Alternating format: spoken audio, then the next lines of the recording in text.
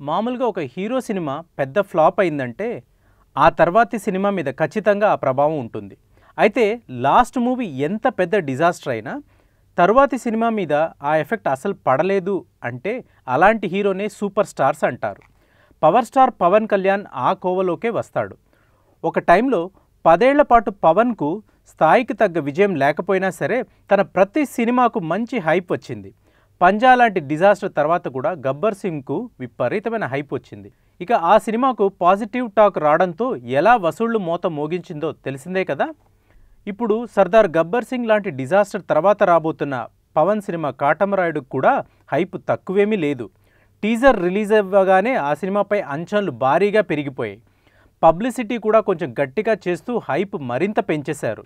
దీనికి తోడు పరీక్షల సీజన్ కావడంతో కొన్ని వారాలుగా ఒక మోస్తారు సినిమాలేమీ రావట్లేదు. థియేటర్లు వెలవెలబోతున్నాయి. దాంతో కాటమరాయుడు కోసమే థియేటర్లు కూడా కాచుకొని కూర్చున్నాయి. సినీ ప్రియులు కూడా స్టార్ హీరో సినిమా కోసం ఆసక్తిగా ఎదురుచూస్తున్నారు. ఇక పరీక్షలు ముగించుకొని ఫ్రీ అయ్యే విద్యార్థులు థియేటర్లో దూకేయడానికి రెడీ అయిపోయారు.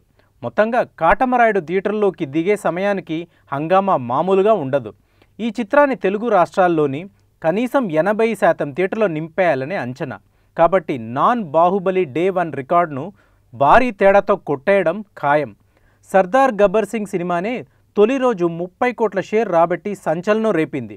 కాటమరాయుడు ₹40 కోట్ల మార్కును అందుకున్నా ఆశ్చర్యం లేదని ట్రేడ్ పండిట్లు అంచనా. చూద్దాం ఏమవుతుందో మరి.